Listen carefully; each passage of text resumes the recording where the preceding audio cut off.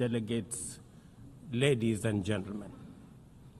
I congratulate you, Madam President, on your election to preside over the 80th session of the UN General Assembly. Madam President, you can count on Kenya's full support throughout your tenure as you steer the Assembly into the future. Ladies and gentlemen, 8 years ago, in the aftermath of the unprecedented global destruction and devastating war, the international community came together in hope. They created this organization, the United Nations, as a shield against the horrors of war, as a platform for dialogue, and as a bridge to a better, fairer, more secure global community. What is often forgotten or not mentioned today is that the United Nations grew out of the failure of the League of Nations that existed between 1919 and 1945. The League of Nations did not collapse for lack of good intentions or noble objectives. Formed at the end of the First World War and as part of the Treaty of Versailles, it was humanity's first attempt to build a permanent international organization to stop aggression and war and bring nations together. Its ambitions were to achieve collective global security, disarmament, peaceful dispute resolution, and cooperation on humanitarian and social issues. Despite these ideals, the League of Nations failed. The United States never joined, other great powers came and went, and without enforcement authority, its condemnation carried little weight. When Japan invaded Manchuria, when Italy marched into Ethiopia, and when Hitler openly defied its rules, the League stood by, helpless and powerless. By the late 1930s, its credibility had collapsed, and with the outbreak of the World War II, it was rendered irrelevant. Madam President, this history is both a lesson and a warning. Institutions rarely fail because they lack vision or ideals. More often, they drift into irrelevance when they do not adapt, when they hesitate to act, and when they lose legitimacy. To remain relevant, institutions must be reimagined, must be reformed, renewed, and aligned with emerging realities.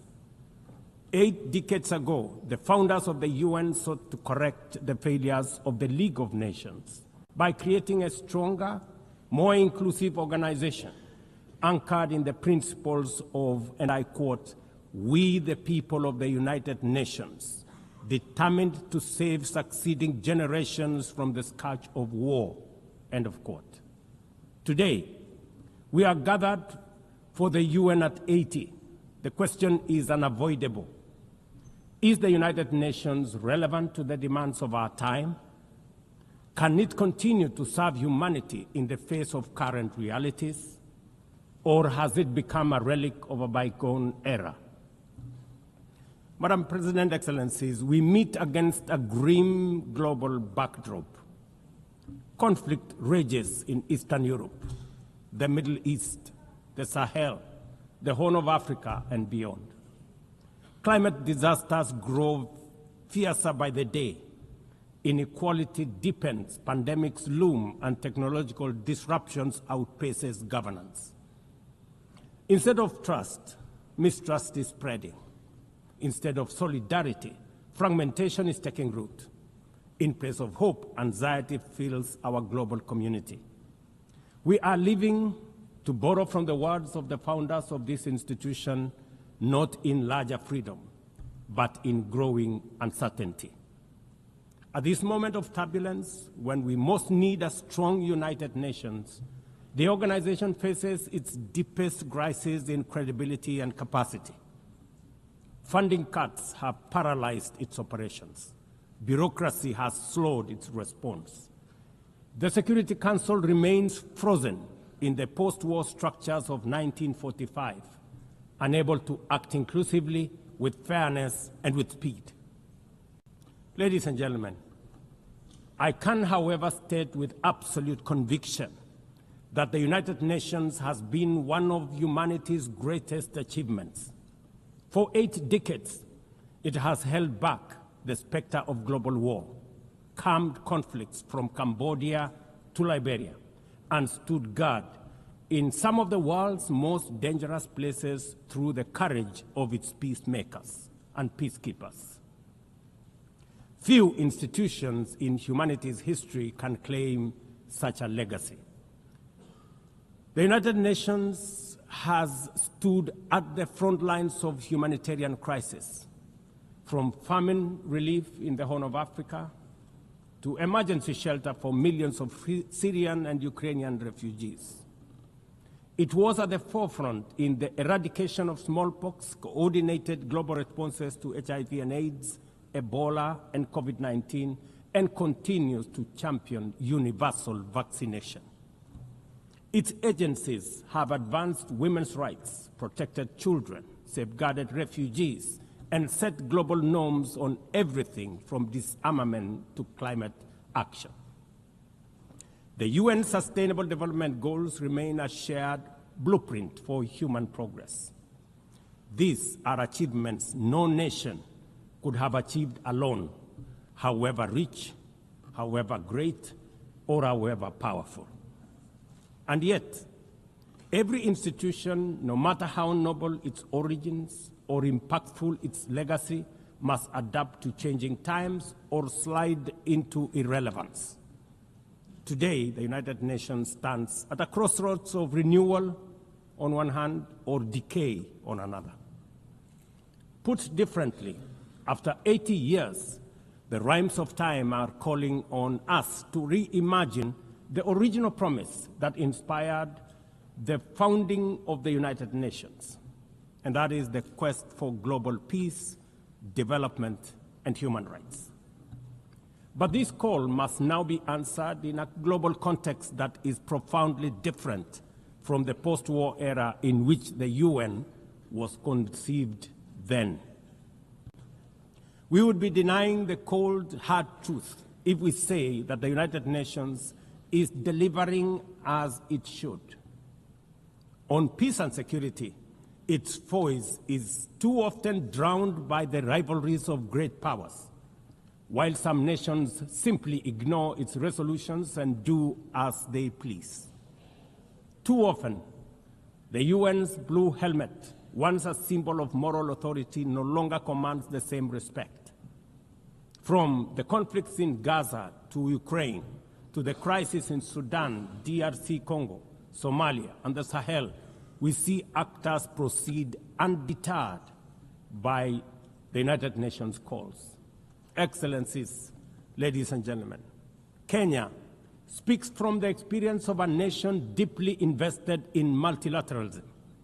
For decades, we have placed our troops and police in harm's way for peacekeeping missions across Africa and beyond, from Somalia to Democratic Republic of Congo, from South Sudan to most recently in our neighborhood here in Haiti. Over the past 15 months, we are proud to have led the multinational security support mission in Haiti, not because it has been easy, but because solidarity is the essence of the United Nations. Madam President, the mandate of the MSS mission is coming to an end in a few days. As the lead nation, allow me to briefly share our experiences, the successes and the challenges, as both a cautionary tale and a living lesson about the strengths and weaknesses of the current global security governance architecture. For far too long, the people of Haiti called out to the world. Too often, their pleas were met with silence, hesitation, or half measures. Haiti became a tragic reminder of what happens when the international community looks away, prevaricates, or offers half-hearted support. When Kenya responded to the quest for the Haitian authorities, It was in the belief that we were joining a genuinely multinational effort. We welcomed and fully embraced Resolution 2699, by which the United Nations Security Council authorized the MSS with Kenya as the lead nation. Drawing on our decades of peace support operations, we stepped forward, stepped up, and deployed our officers to confront the rampant menace of gang violence in Port-au-Prince and its environs. Madam President, ladies and gentlemen, the mission has operated in a volatile environment under enormous constraints. It has been underfunded, under-equipped, and operated below 40% of its authorized personnel strength. Our police officers have valiantly shouldered responsibilities without the full logistical support that would accompany any mission sanctioned by the United Nations. Despite these challenges, and against all odds, the MSS has delivered results many thought were impossible. The presidential palace, once under siege from gangs, is today restored as the seat of government. The police headquarters and the police training center, once overrun by gangs, are now secure, with the academy resuming the training of new police officers, over 700 of whom graduated a few months ago. Schools that have been shattered by violence have reopened, with children back in class, learning and progressing. Roads once manned or blocked by gangs have now free-flowing traffic. Cases of kidnapping and extortion have reduced sharply. The airport and the seaport, once surrounded by gangs, are now abuzz with normal operations. Which begs the question, if so much could be achieved with limited resources and stretched personnel within just 15 months, what more could have been accomplished if the United Nations fraternity had truly acted together in solidarity with the people of Haiti? From this podium, I wish to assure all partners and actors that with the right personnel, adequate resources, appropriate equipment, and necessary logistics, Haiti's security can be restored. Gangs can be neutralized and the safety of streets, schools, hospitals, and homes secured. The continued harassment, abductions, and criminal acts undermining the lives of Haitians are unacceptable, unjustifiable, and must be stopped by this organization, the United Nations. Madam President, as the UN Security Council deliberates on the next steps, we must not lose sight of the fact that the situation in Haiti demands sustained, coordinated, and undivided international attention. A careful and orderly transition from MSS is essential to consolidate the hard-won gains so far achieved. I urge the Security Council and all partners to remain steadfast in ensuring that Haiti moves forward on a path of peace, stability, and renewal. Ladies and gentlemen, on human rights, our principle is clear and unwavering. The protection of civilians and respect for humanitarian law cannot be applied selectively. We cannot condemn suffering in one place and turn a blind eye in another. Kenya is gravely concerned by the humanitarian catastrophe in Gaza and by the immense suffering of civilians caught in the devastation of disproportionate military operations. At the same time, we call for the unconditional release of Israeli hostages. In line with the African Union and United Nations resolutions, we also call for a permanent ceasefire, for strict adherence to international humanitarian law, and for the launch of a credible political process. Only through such a process can the vision of a two-state solution be realized, where Israel and Palestine live side by side in peace, security, and stability. Kenya is equally deeply troubled by the worsening humanitarian situation in Sudan, where innocent citizens are caught in the crossfire of a needless war.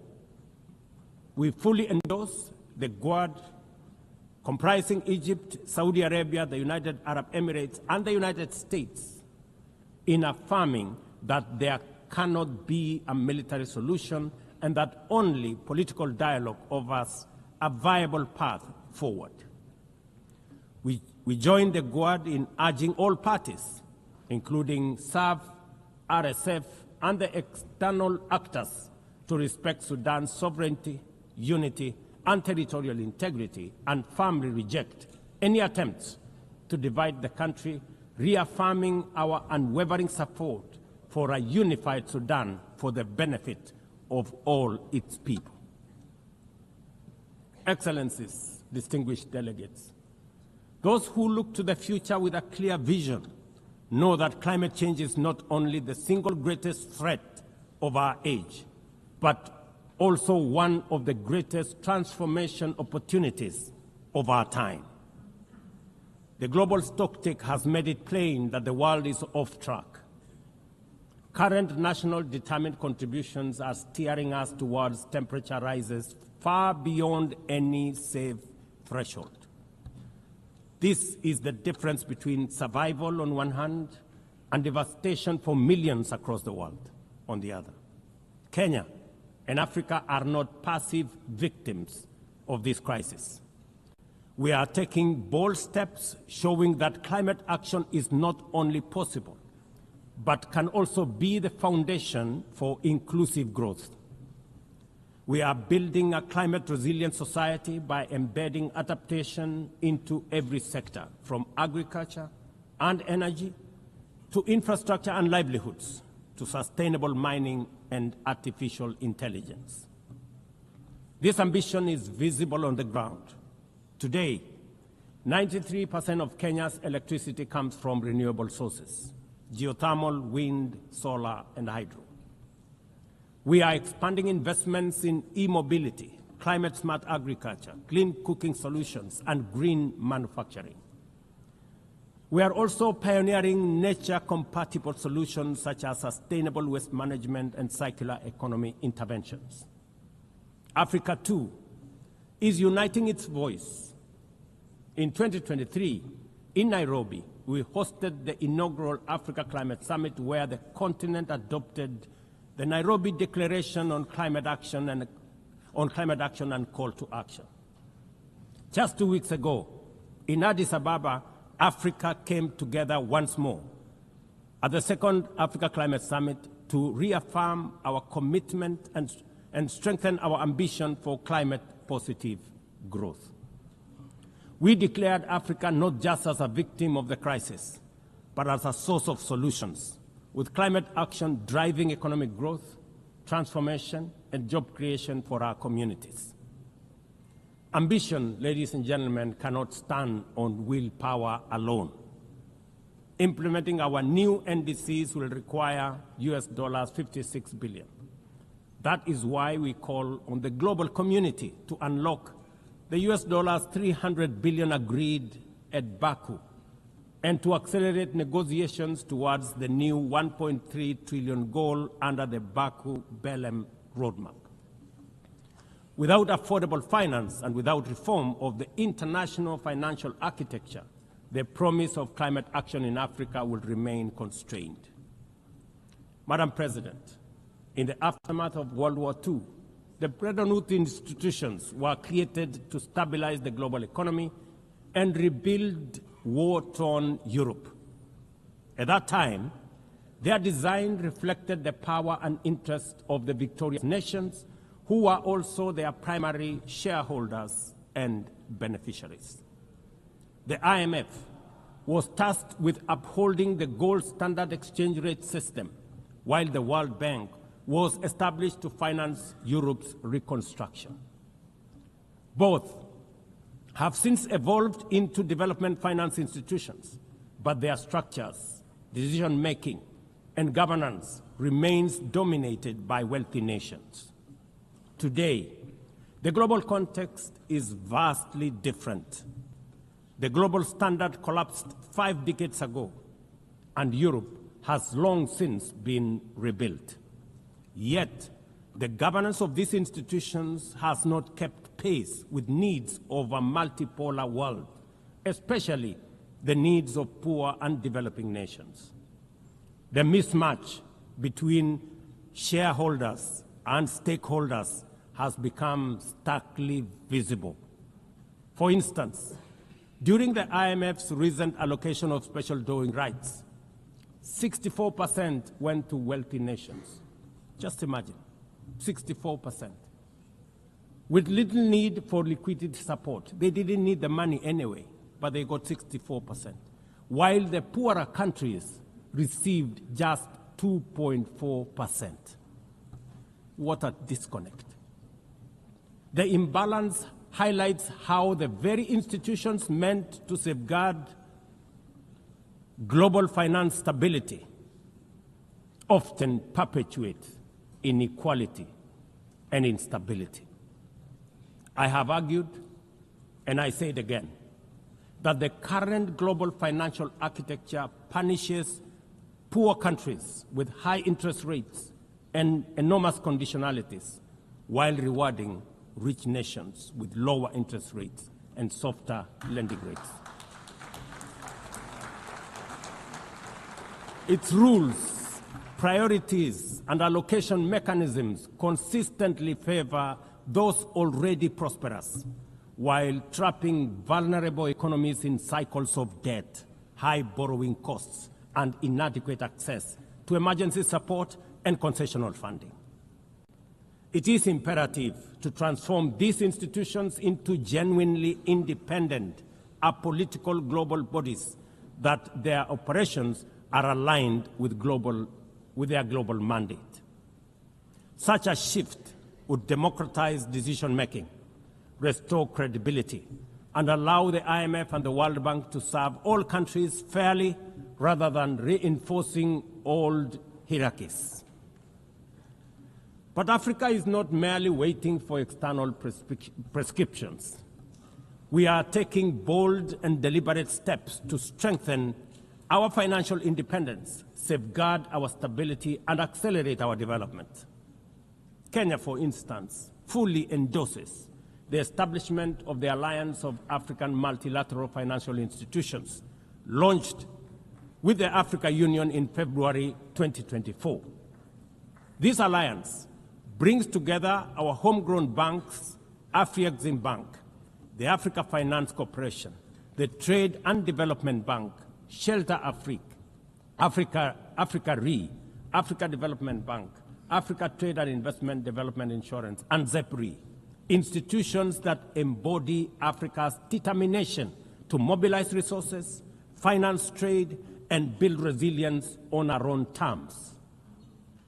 At the same time, the Africa Union is championing 3 transformative institutions: the Africa Central Bank, which will issue a single currency and free our trade from dependence on foreign money; the Africa Monetary Fund, positioned to stabilize our economies and give us true financial sovereignty; and the Africa Investment Bank, designed to mobilize resources for infrastructure, industrialization, and integration that Africa needs to rise.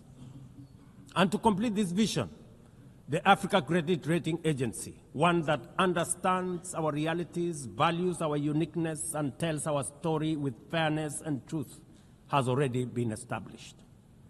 Excellencies, as we mark the 80th anniversary of the United Nations, Africa also marks 20 years since the Ezulwini Consensus and the City Declaration, the 2 historic milestones that establishes the common African position on UN Security Council reforms. For 2 decades, Africa has spoken in one voice, demanding justice, equity, and representation in the highest organ of global governance. This demand, however, continues to be ignored, deferred, or endlessly debated to the detriment of both Africa and the legitimacy of the United Nations itself. You cannot claim to be the United Nations while disregarding the voice of 54 nations. It is not possible. Africa is no longer willing to wait on the margins of global governance while decisions about peace, security, and development are made without our understanding, without our perspectives, and without our voice. Africa's exclusion is not only unacceptable, unfair, and grossly unjust, it also undermines the very credibility of the United Nations, this organization. Africa dominates most of the Security Council agenda, provides some of the largest contingents of UN peacekeeping forces, and bears the heaviest costs of instability. Yet we remain the only continent without a permanent seat at the main table where decisions about our destiny are made. Africa deserves, ladies and gentlemen, at the very least, 2 permanent seats with full rights, including the right to veto, and 2 additional non-permanent seats on the United Nations Security Council. The world must understand that reforming the Security Council is not a favor to Africa or to anybody. It is a necessity for the United Nations' own survival. If the United Nations is to remain relevant in this century, it must reflect today's realities, not the post-war power arrangements of 1945. Madam President, despite the stated and evident weaknesses of the United Nations, it still remains humanity's best chance at global solidarity. No other institution has the universal legitimacy or convening power of the UN. From coordinating humanitarian relief in times of war and disaster, to mobilizing the global response to COVID-19, to driving consensus on climate change through the Paris Agreement, the UN has consistently shown that the world can achieve together what no nation can accomplish on its own, however mighty or great or powerful. As Doug Hammarskjöld, the UN's Second Secretary General, once observed, and I quote, "The United Nations was not created to take humanity to heaven, but to save it from hell." End of quote. That mission is as urgent today as it was 8 decades ago. At a time when conflicts are multiplying, when climate change threatens every economy, and when inequality is widening, the need for a functioning, credible, effective, and a multilateral system has never been greater. It is through the UN that nations have pooled resources to vaccinate billions of children, to protect refugees from through the work of the UNHCR, and to keep the peace in more than 70 missions across the world. Without the UN, these achievements, modest though they may sometimes seem, would not have been possible. That is why we must resist the temptation to give up on the UN or abandon it. We must make it fit for purpose, reform its structures, strengthen its mandate, and ensure its decisions reflect today's realities rather than the geopolitical map of a bygone era. As one of the hosts of the UN headquarters and the only one in the Global South, Kenya stands ready to do its part to enable the organization to go through this phase of renewal successfully as envisaged by the Secretary General under UN 80 reforms. In conclusion, Madam President, ladies and gentlemen, the 80th anniversary of the United Nations must be more than a commemoration. It must be a turning point for the organization. Let us seize this moment to reimagine and rebuild the UN into a body that commands legitimacy, responds with speed, and delivers justice for all. I thank you, and God bless you. On behalf of